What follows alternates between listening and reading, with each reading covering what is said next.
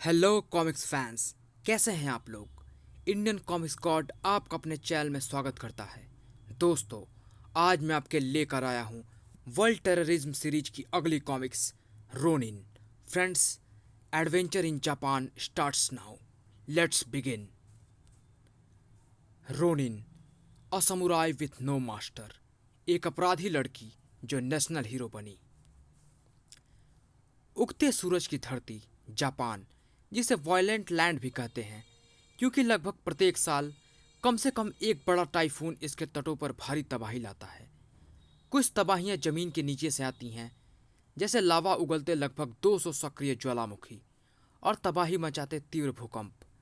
इन तबाहियों के बावजूद सूर्य सा शौर्य, 300 दीपों की अखंडता, लगातार हिलती जमीन पर भी अडिग खड़े रहने का दम जापान वासियों के व्यक्तित्व में भी खुला मिलता है। माउंट फूजी, जिसका अर्थ है जापान का ऐश्वर्य, आदित्य, असमाप्त, अमर और बेजोड़ सिपाही। ये अमर आदित्य सिपाही हमेशा जापान के माथे का मुकुट बना रहेगा। प्रत्येक जापानी इसके आगे नतमस्तक है। प्रत्येक जापानी इससे इसकी ही तरह एक असमाप्त युद्ध लड़ने के लिए प्रेरित है, जब तक तब तक कि उसका खोया हुआ आत्मसम्मान वापस ना आ जाए। और ये आत्मसम्मान खोया था सन 1945 में द्वितीय विश्व युद्ध के दौरान, जब अमेरिका ने हिरोशिमा और नागासाकी शहरों पर परमाणु बम गिराए थे। जापान को 7 सालों तक गुलाम बनाकर रखा गया। जापान की इंपीरियल आर्मी को आज सेल्फ डिफेंस फोर्स कहा जाता है, जिसका मुखिया आज भी अमेरिका बना हुआ है। हम पर आर्टिकल 9 थोपा गया, जिसके मुताबिक जापान केवल अपने देश की रक्षा के लिए छोटे हथियार ही बना सकता है, मिसाइल या परमाणु बम जैसे आक्रामक हथियार नहीं, क्योंकि अमेरिका ने ही जापान की सुरक्षा का दायित्व अपने ऊपर ले लिया था। वो आज तक इसी बहाने हमारे देश को अपने सैनिक अड्डे के रूप में इस्तेमाल कर रहा है। सुरक्षा के मामले में हम आज भी उसके गुलाम हैं, लेकिन अब हम अमेरिकी गुलामी के बंधन को तोड़ देंगे। हमने आज वो हथियार खोज लिया है जो जापान को सुरक्षा देने के साथ ही अमेरिका को भी अपने कदमों पर झुकाने की बेमिसाल तख्ती रखता है। 13 साल पहले गुरु कोसीमासा ने जो भविष्यवाणी की थी, वो अब सच होगी। अमेरिका ने जापान की सत्ता छीनकर समुराई के देश को रोनिन का देश बना दिया था। अब यह रोनिन फिर से बनेंगे समुराई और अमेरिका होगा तबाह और बर्बाद। जापान में 6ठी शताब्दी में बुद्ध का आगमन हुआ था और 12वीं शताब्दी में बुद्ध प्रसिद्ध हो गया था। बुद्ध तन और मन के रोगों का एकमात्र उपचार है। इसकी शरण में शांति है, अहिंसा है, क्षमा है, परोपकार है। मगर किसी के निगाह में ये धोखा है, फरेब है, देशद्रोह है। चट चट चट चट, पट पट पट पट, बूम। खूनी है, हत्यारा है तुम्हारा धार्मिक संगठन शांतियों, एक ढोंग है। लड़की, यह पवित्र शांतियों है। तुम्हारी कटु वचनों और उपद्रवी हरकतों से गुरु सीगे होइरो के प्रवचनों में बाधा पहुंच रही है। इसे बंद करो। तुम सभी धार्मिक संगठन ढोंगी होते हो। गुरु कोसीमासा के धार्मिक संगठन ओम की तरह धर्म के संगठन की आड़ में तुम लोग भी अपने किसी स्वार्थ सिद्धि में लगे हो। सरकार भले ही तुम पर कोई रोक ना लगाए, मगर कियो तुम्हें रोकेगी। छनाक छनाक, उफ। ठहरो लड़की। गुरु कोसीमासा ने जो कुछ किया गलत किया, उसकी सजा वो भुगत रहा है। लेकिन हम और हमारा संगठन शांतियों अहिंसावादी हैं। हम स्वार्थी नहीं है लड़की, हम मददगार हैं। हमारे संगठन के सद्भावना युक्त विचारों एवं कार्यों के कारण सैकड़ों हजारों अनुयायी बुद्ध के बताए मार्ग पर चलते हैं। साय, और मैं उस रास्ते पर चलती हूँ जो मुझे मेरी अंतर आत्मा दिखाती है। गुरुजी बचिए। तुम्हारी अंतरात्मा तुम्हें गलत रास्ता दिखा रही है। अपनी अंतरात्मा को सही रास्ते पर डालो कियो। ओह, आप गुरु ड्रेगो, जिसको खुद अपनी अंतरात्मा को सही राह पर डालने की जरूरत है। ऐसा केवल तुम समझती हो। उस वक्त तो मेरी अंतरात्मा की आवाज आपने अनसुनी कर दी थी, जब मेरा बदला लेने में मेरी मदद करने से आपने इनकार कर दिया था। मगर अब जब मुझे याकुजा की पावर मिल गई है, तो अब मुझे कोई नहीं रोक सकता, आप भी नहीं। मैं हूं आतंकहर्ता नागराज की किलर। अब जापान में तूफान उठेगा, कियो का तूफान। American embassy. मानव जीवन एक लंबी रेस है जो कभी थमती नहीं और ना ही कभी थमते हैं जीवन की इस रेस को खत्म करने के ख्वाहिशमंद। पर जो जीतने की ठान चुका है उनके लिए कोई भी अड़चन मायने नहीं रखती। भड़ाक आह! सारी अड़चनें, सारी बाधाओं को पार कर जाते हैं वे। धाए धाए धाए! उस ट्रक में आतंकवादी हो सकते हैं, फायर! पर यह एक खेल है। हर खेल की तरह इसमें भी कई मोड़ आते हैं। श्श्श! जीतने वाला पक्ष हारने लगता है। उफ! ये लोग तो गैस अटैक कर रहे हैं। वैसे तो खेल में कोई भी पक्ष विजेता हो सकता है। अमेरिकन एम्बेसी में इस समय करीब 700 लोगों का स्टाफ मौजूद है। गैस का असर अंदर तक आ गया तो 700 जिंदगियां खतरे में पड़ जाएंगी। लेकिन जीवन के खेल में विजय हमेशा सत्य की होनी चाहिए। ये सरीन गैस है जो हवा में साइनाइड सा असर पैदा करती है। शरीर की जीवित कोशिकाओं व अंगों के नर्वस सिस्टम पर मार करती है और सोचने का भी मौका नहीं देती। अमेरिकन एजेंसी को गैस चैम्बर बना देंगे हम। बिल्डिंग के सारे खिड़की दरवाजे अच्छी तरह से बंद कर लो। सभी एग्जॉस्ट चालू कर दो। और जब तक सत्य की जीत ना हो खेल को समाप्त नहीं समझना चाहिए। जिंग जिंग खना! Oh no! उन लोगों ने शीशे तोड़ डाले। अब हमें मौत से कोई नहीं बचा सकता। जब जब सत्य दुर्बल होगा और असत्य सबल होता दिखेगा, सर खेल का रुख पलटने के लिए हस्तक्षेप करेगा एक सुपर खिलाड़ी। जीवन के खेल के अंत में जीत सत्य की होनी निश्चित है। उसके बिना खेल अधूरा रह जाएगा। उसने भी मुझे हारा हुआ समझ लिया था। यहाँ टोक्यो में मैं अपनी उसी हत्यारिन की तलाश में आया हूँ। उसने इटली में जो खेल शुरू किया था वो अभी अधूरा है। इटली से निकलते समय मुझ पर प्राणघातक हमला किया था उसने। लेकिन उसकी राह टैक्सी भटक गई थी। एक तरह से वो मेरी जान लेने में सफल हो गई थी। बूम! एयरपोर्ट जाने के लिए मैं उसकी टैक्सी में सवार हुआ था। उसकी टैक्सी की तरह वो भी राह से भटकी हुई थी, मानवता की राह से। मैंने उसे रोका था। यह रास्ता एयरपोर्ट को नहीं, सीधा यमलोक की तरफ जाता है। फिर वो चलती टैक्सी से बाहर कूद गई थी।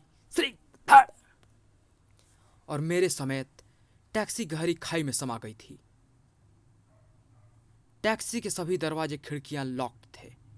मैं सोच रहा था इस हमले में मुझे कूदने की जरूरत नहीं पड़ेगी। एक भीषण विस्फोट के साथ तल से टकराई टैक्सी टुकड़े टुकड़े हो गई थी। थाड़! और सारा काम मेरे आदमी ही पूरा कर देंगे। तूने मजबूर कर दिया मुझे यहाँ आकर तुझे मौत देने पर। लपटों के सैलाब में वो मेरे शरीर के टुकड़े ढूंढ रही थी।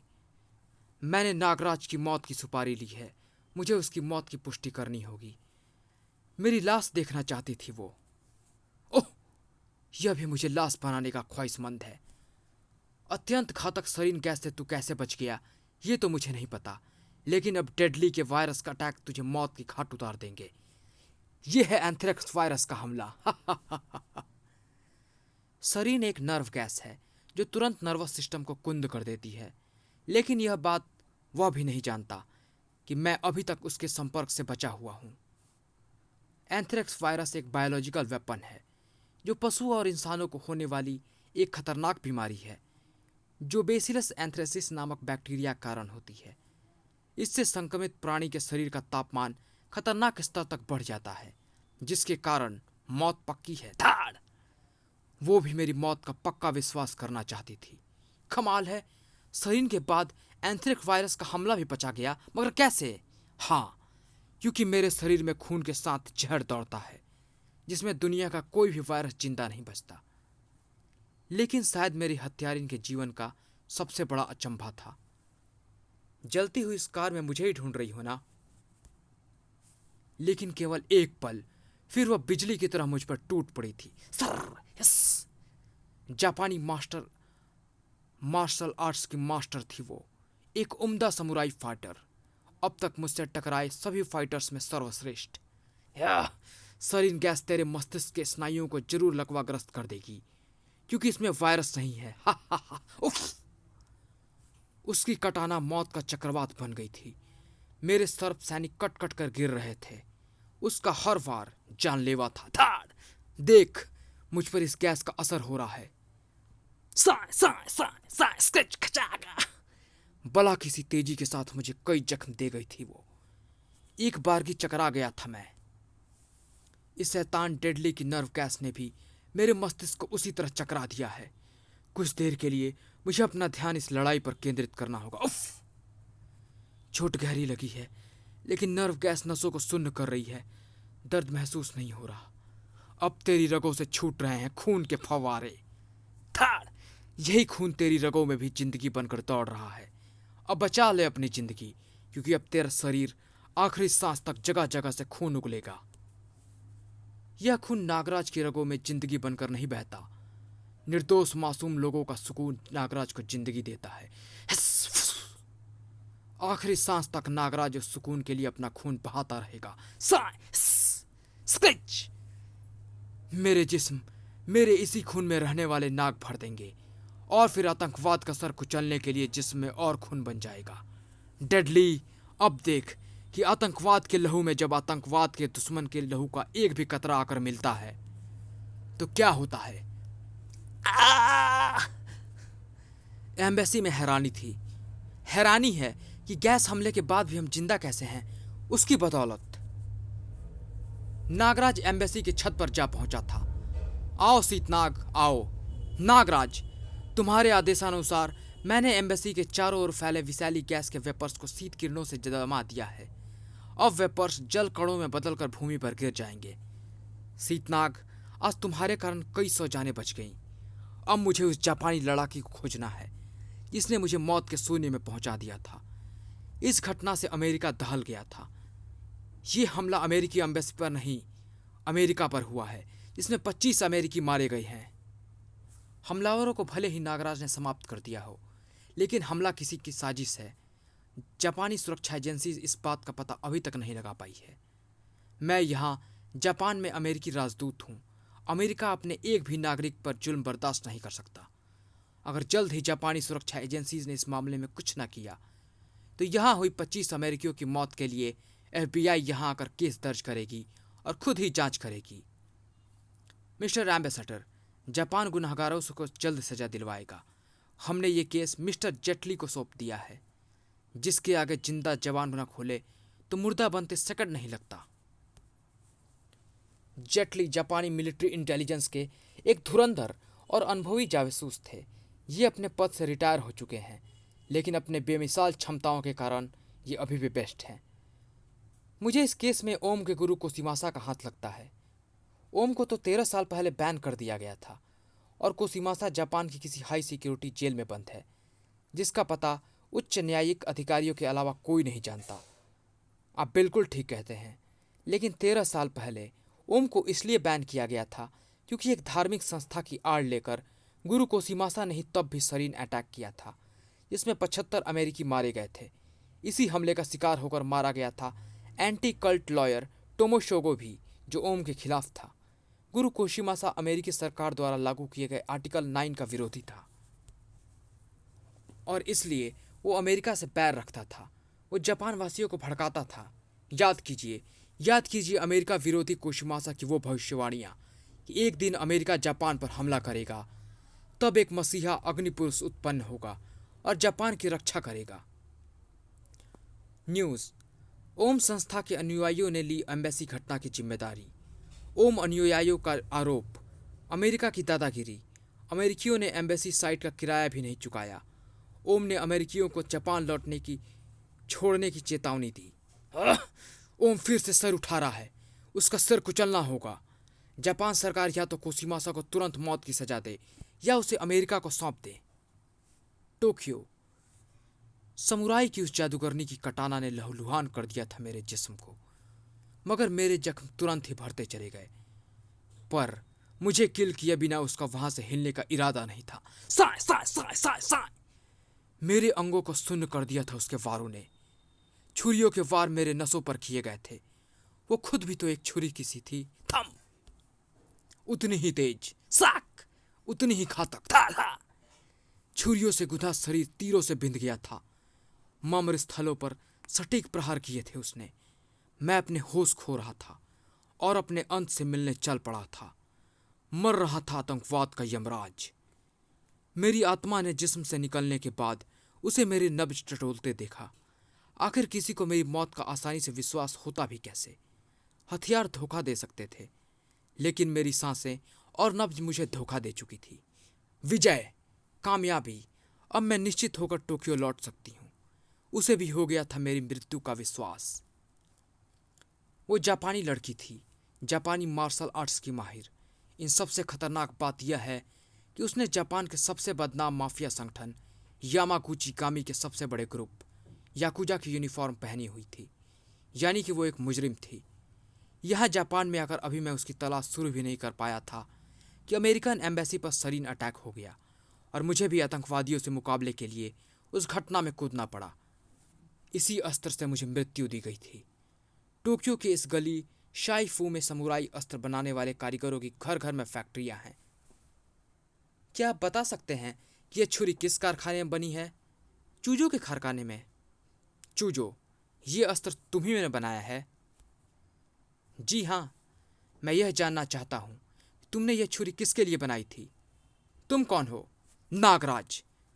वो क्यों है? ऐसे हथियार बनाने का ऑर्डर मुझे उसी से मिलता है।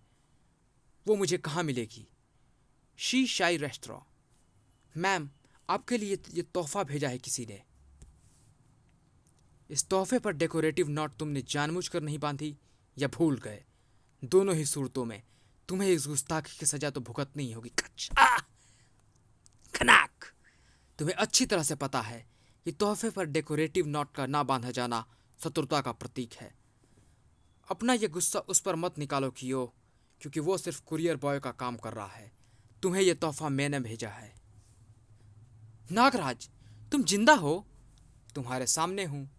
मैं जानना चाहता हूं कि इटली में तुमने मुझ पर जानलेवा हमला क्यों किया था। इटली की जमीन ने तुझे जीने का एक और अवसर दे दिया नागराज, मगर यहां जापान की जमीन नहीं देगी। शक शक शक सा सा सा। ये एक जापानी मार्शल आर्ट फाइटर है। इसके वारों में सच्चाई है, सटीकता है। दिल और दिमाग से जब तक आत्मा का मिलन ना हो तब तक शरीर ऐसे रिफ्लेक्सेस प्रदान नहीं करता जिस उत्तम तकनीक से यह लड़ती है। तेरी मौत की सुपारी मैंने ली है नागराज। जो काम वहां इटली में अधूरा छूट गया था अब यहां पूरा करूंगा। इसकी यह कला ही मुझे मदहोश कर देती है। स्केच। रियो कुरुमा, सैनोडो, कुरुमासाकी, इचिनोडो, नीनोदो, सुरित्सुको, वाजिजो, चीवारी, करीगेन, ताई ताई, ये सभी वार एक समुराई फाइटर अपने शत्रु का ध्यान बटाने के लिए एक ही क्षण में उस पर करता है, जबकि उसका लक्ष्य शत्रु का सिर होता है। स्केच। मेरे पेट से लेकर छाती तक सभी वार करने के बाद अब ये मेरी गर्दन पर अपना आखिरी वार कामीटेट वरी करेगी। मेरा अनुमान ठीक निकला, यानी ध्यान भटकाकर लक्ष्य पर सजा हुआ वार। अब मैं भी इसी का पलटवार करूंगा, यानी जहां सांप छोड़ूंगा। इसे वहां डसवाना मेरा लक्ष्य नहीं है। मेरा लक्ष्य इसकी वो कलाई है जिसमें उसने तलवार थाम रखी है।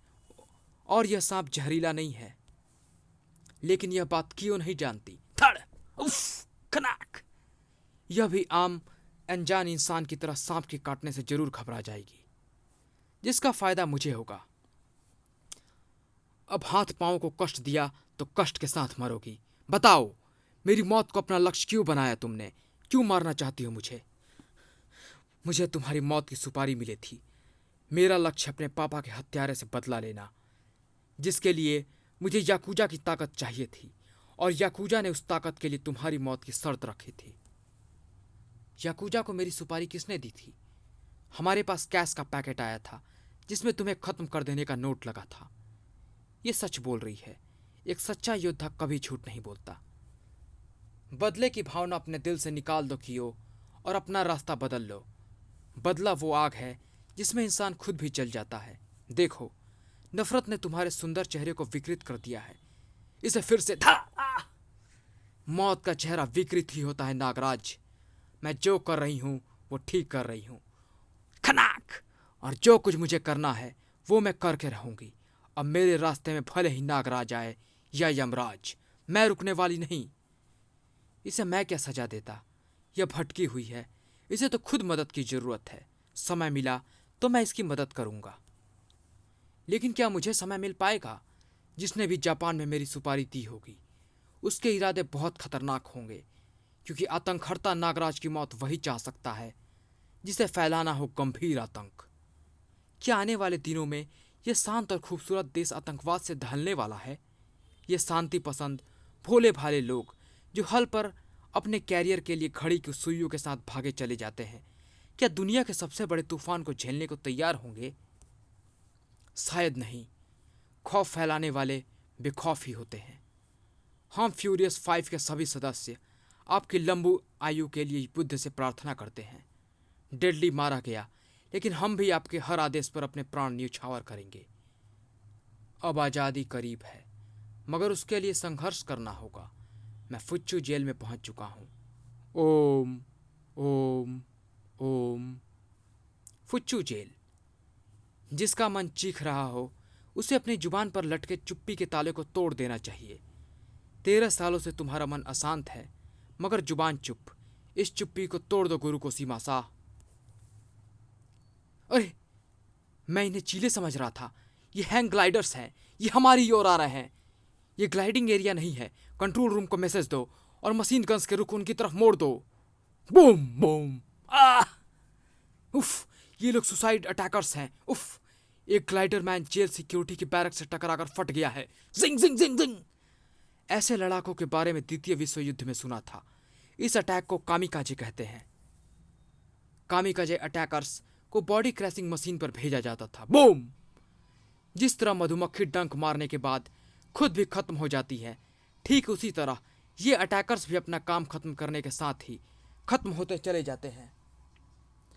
बूम। क्या हुआ? ये विस्फोट कैसे हैं? जेल पर सुसाइड अटैकर्स का हमला हुआ है। उन्होंने अपने साथ ही सिक्योरिटी टावर्स और बैरक को उड़ा दिया है। जेटली सर, आप तो मिलिट्री इंटेलिजेंस से जुड़े हैं। आप यहाँ क्या कर रहे हैं? क्या आप बता सकते हैं कि जेल पर हमला क्यों हुआ है? फिजूल के प्रश्न मत कीजिए। जेल पर सुसाइड अटैकर्स का हमला हुआ है।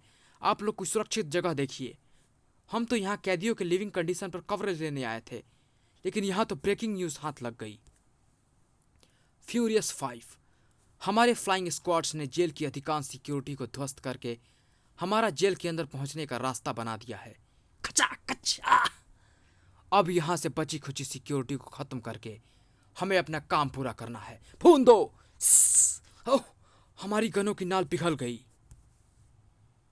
आतंकवाद ने पुकार लिया है। जाना होगा उस हमले से टकराने के लिए जो कहलाता है कामिकाजे। क्रमशः